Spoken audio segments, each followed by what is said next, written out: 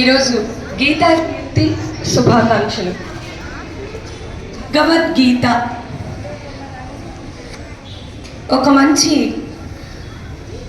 ఈరోజు చాలా విశేషమైనటువంటి రోజు. ఏంటి అంటే గీత అనేది ఒక గ్రంథం. ఆ గ్రంథానికి ఈరోజు మనం పుట్టినరోజు. జయంతి అంటే పుట్టినరోజు. దాంట్లో అంటే మనిషి ఎలాగా సన్యాసులు అయిపోతారేమో పిల్లలు, లేకపోతే ఆధ్యాత్మికత వచ్చి అసలు పిల్లల్లా ఉండరేమో అని. కానీ నిజంగా భగవద్గీత నేర్చుకుంటేనే మనిషి మానవుడిగా, తర్వాత పిల్లలు చక్కగా మంచి వృద్ధిలోకి వచ్చి మంచి విషయాలను నేర్చుకుని, సంస్కృతంలో రాయబడినటువంటి శ్లోకాలు మాత్రమే. అలాంటి శ్లోకాలు నేర్చుకోవడం వల్ల మీ జీవితంలో చాలా, లేకపోతే ఇలా మంచి దారిలో నడవమనే ఉంటుంది. కొంతమందికి అలా ఉండదు అంటారు. కాదు, అది మన చేతుల్లోనే ఉంది. అది భగవద్గీతను నేర్చుకోవడం వల్ల సాధ్యం అవుతుంది.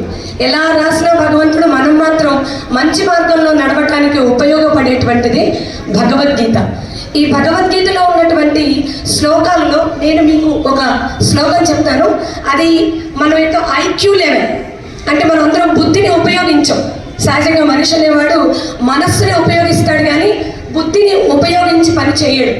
ఆ బుద్ధిని ఉపయోగిస్తే భారతదేశంలో ఉన్న అబ్దుల్ కలాము, ఇలాంటి గొప్ప వాళ్ళు, బ్రహ్మం గారు, పోతులూరి వీరబ్రహ్మణ్యం గారు, ఇలాంటి వాళ్ళ జాబితాలోకి వెళ్ళిపోతాం మనం. కానీ అదే మనం చేయలేకపోతున్నాం. ఇక్కడ చెప్పినటువంటి ఒక శ్లోకం, ఏవం